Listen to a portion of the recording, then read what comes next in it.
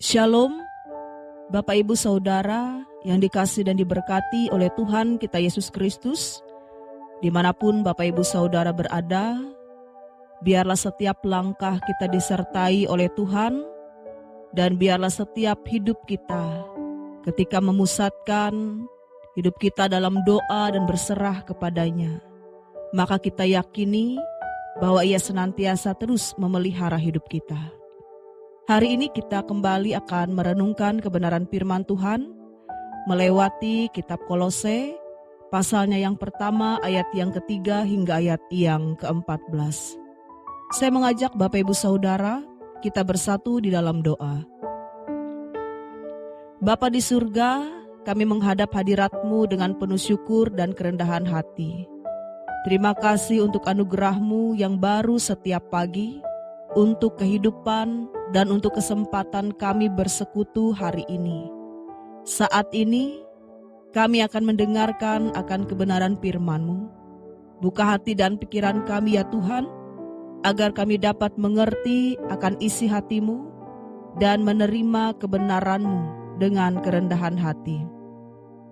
Urapilah hamba-Mu yang akan menyampaikan kebenaran firman-Mu, agar apa yang disampaikan bukan hanya sekedar berasal dari hikmat manusia, melainkan berasal dari Roh Kudus yang hidup. Biarlah firman-Mu hari ini meneguhkan, mengarahkan, dan mengubah kehidupan kami untuk semakin hidup berkenan kepadamu. Di dalam nama Tuhan Yesus Kristus kami berdoa, amin. Kolose pasal yang pertama ayat yang ketiga hingga ayat yang ke-14 dengan judul bagi kita, jalan menjadi layak di hadapan Tuhan. Bapak Ibu Saudara-saudari yang dikasihi oleh Tuhan kita Yesus Kristus, pada hari ini kita akan mendengarkan firman Tuhan dari Kolose pasal yang pertama ayat yang ketiga hingga ayat yang ke-14 dengan tema jalan menjadi layak di hadapan Tuhan. Bapak Ibu, setiap orang percaya dipanggil bukan hanya untuk percaya kepada Tuhan, tetapi juga untuk hidup berkenan di hadapan-Nya. Hidup yang demikian tidak bisa dipisahkan dari doa-doa yang sungguh-sungguh, terus-menerus dan penuh iman. Kita boleh membaca bersama di dalam Kolose, pasal yang pertama, ayat yang ketiga hingga ayat yang ke-14. Yang pertama kita boleh melihat pada ayat yang ketiga hingga ayat yang kelima, di mana nas ini berbicara kepada kita bahwa doa sebagai wujud kepedulian rohani. Rasul Paulus memulai suratnya kepada jemaat Kolose dengan berkata, "Kami selalu mengucap syukur kepada Allah, Bapa Tuhan kita Yesus Kristus setiap kali kami berdoa untuk kamu." Di sini doa adalah bentuk kepedulian rohani. Paulus tidak mengenal secara pribadi semua jemaat di Kolose, tetapi dia berdoa bagi mereka dengan penuh kasih dan syukur. Dan di sini kita boleh belajar, apakah kita mendoakan saudara seiman kita? Apakah kita membawa mereka dalam doa bukan hanya saat mereka ada dalam masalah, tetapi juga untuk pertumbuhan rohani mereka? Di sini Paulus mengucap syukur atas iman, kasih dan pengharapan yang nyata dalam kehidupan jemaat di Kolose. Artinya, doa kita tidak selalu harus memberikan permohonan, tetapi juga ungkapan syukur. Kita perlu mengucap syukur atas iman dan kasih dari saudara-saudari kita di dalam Kristus. Yang kedua, kita boleh melihat pada ayat yang ke-9 hingga ayat yang ke-10, di mana berbicara tentang doa yang menuntun kepada hidup yang layak. Di ayat yang ke-9 Paulus melanjutkan, "Sebab itu sejak waktu kami mendengarkannya, kami tidak berhenti-henti berdoa untuk kamu." Apa isi dari doanya?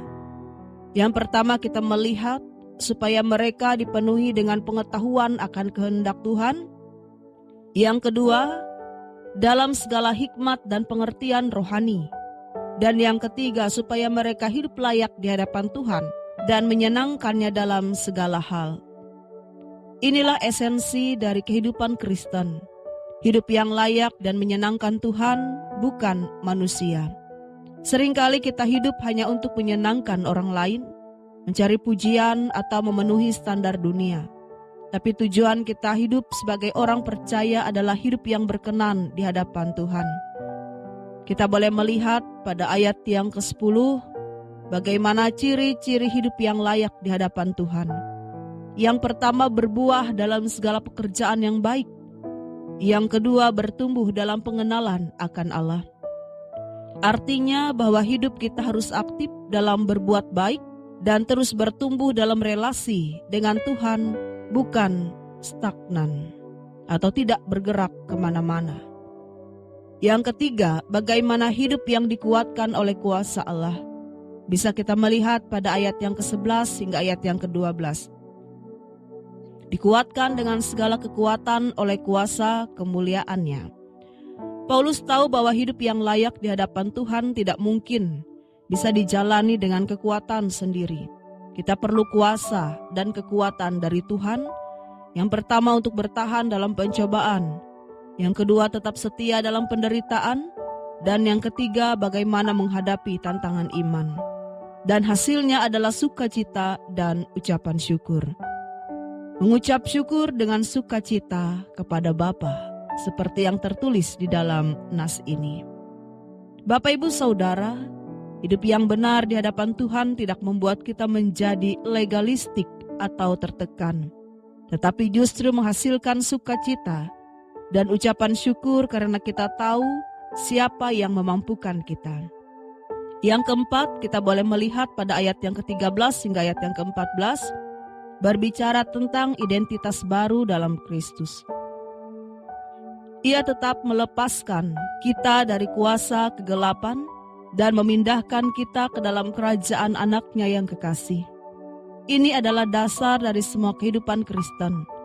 Kita telah ditebus dan dipindahkan dari kegelapan ke terang, dari dosa ke anugerah, dan dari kematian kepada hidup. Karena itu hidup kita sekarang harus mencerminkan status kita sebagai warga kerajaan Allah. Bapak, Ibu, Saudara terkasih, mari bersama kita merenungkan melewati nas ini. Apakah kita sudah hidup dalam doa? Tidak hanya untuk diri sendiri, tapi juga untuk pertumbuhan rohani orang lain.